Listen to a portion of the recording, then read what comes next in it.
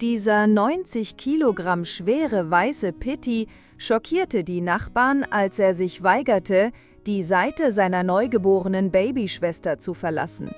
Aber was sie als nächstes entdeckten, spaltete die gesamte Nachbarschaft und entfachte hitzige Debatten darüber, ob einem massiven Pitbull jemals mit einem wehrlosen Baby vertraut werden sollte.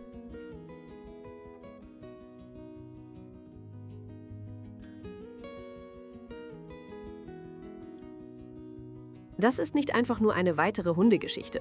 Das ist die kontroverse Reise von Bruno, einem massiven weißen Pitbull, und Baby Mia, dem Neugeborenen, das zum Zentrum eines Nachbarschaftskriegs wurde.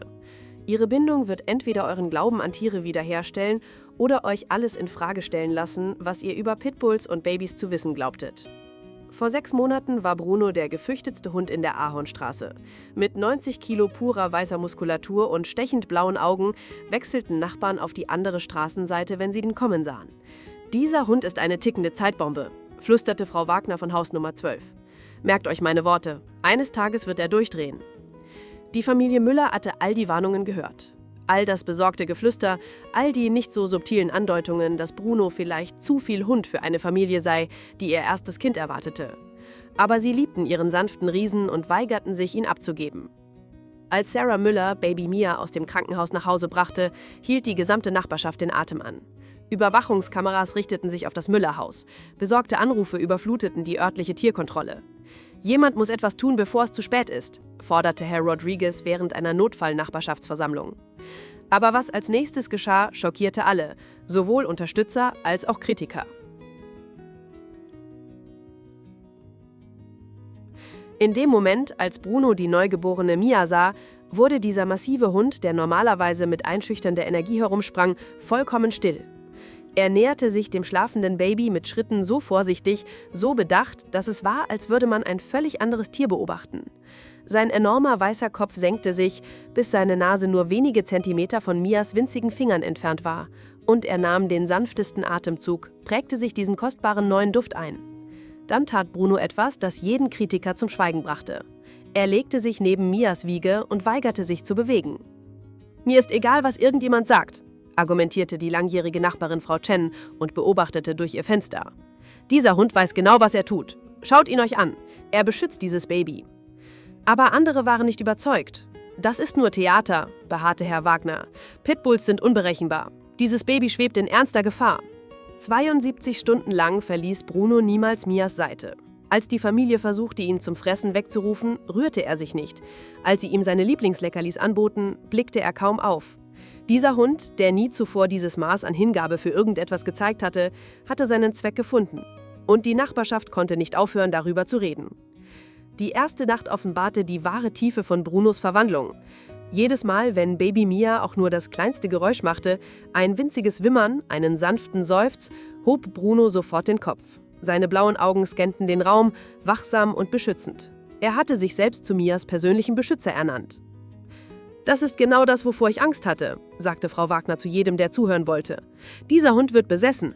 Besessene Hunde sind gefährliche Hunde.« Aber Sarah Müller sah etwas völlig anderes. Bruno ist nicht besessen, er ist verliebt. Er hat seine Babyschwester gefunden.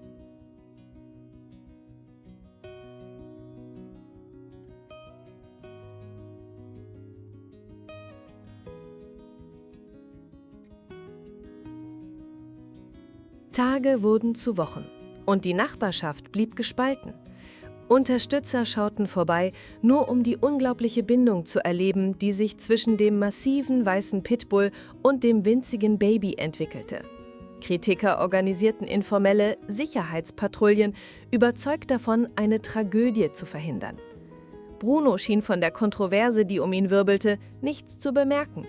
Seine Welt hatte sich auf einen Fokus verengt: Baby Mia. Er positionierte sich strategisch im ganzen Haus, immer in Sichtweite von dort, wo das Baby ruhte. Während der Fütterungszeiten lag er ruhig in der Nähe. Während der Badezeit saß er vor der Badezimmertür und lauschte jedem Platschen. Der Durchbruchsmoment, der einige Meinungen änderte, geschah während Mias 6. Woche. Das Baby hatte stundenlang untröstlich geweint und nichts konnte es beruhigen. Da näherte sich Bruno der Wiege und legte sehr sanft seine enorme Pfote an die Seite. dann begann er zu vokalisieren. Nicht zu bellen oder zu winseln, sondern tatsächlich in den melodischsten, sanftesten Tönen zu singen, die jemand jemals von ihm gehört hatte. Der Klang erfüllte das ganze Haus, ein tiefes, rhythmisches Summen, das durch die Wände zu vibrieren schien. Mias Augen hellten sich sofort auf, ihre winzigen Hände griffen nach dem Klang, als wären sie von Magie angezogen. Innerhalb von Minuten hörte Mia auf zu weinen und schlief friedlich ein. Ein zufriedenes Lächeln breitete sich über ihr winziges Gesicht aus. »Ich habe nie so etwas gesehen«, gab Frau Tschön zu, die die gesamte Szene miterlebt hatte. »Dieser Hund hat eine Art Magie mit diesem Baby.« Aber die Skeptiker blieben unbewegt. »Das ist nur Zufall«, argumentierte Herr Wagner. »Babys hören sowieso irgendwann auf zu weinen.«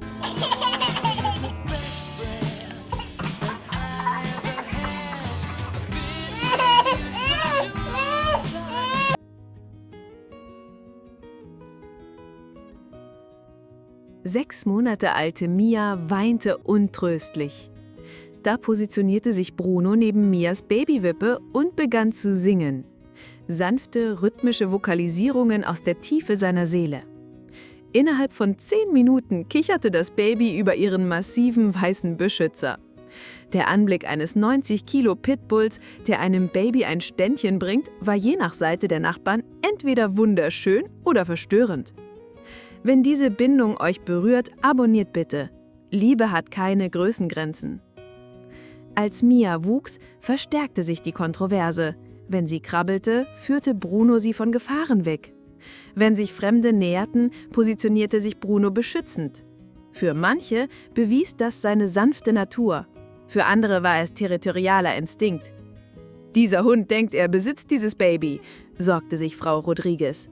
Was passiert, wenn Bruno entscheidet, dass jemand eine Bedrohung ist? Aber die Verteidiger argumentierten zurück.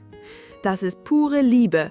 Bruno würde sterben, bevor er zulässt, dass Mia etwas passiert. Der entscheidende Moment kam während Mias erstem Geburtstag. Mit Dutzenden von Gästen behielt Bruno perfekte Beherrschung, während er den Fokus auf die Sicherheit seiner Babyschwester hielt.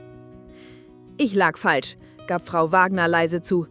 »Dieser Hund versteht sie auf übernatürliche Weise.« 3 Wochen später kam der legendäre Nachbarschaftsmoment. Mia machte ihre ersten wackeligen Schritte.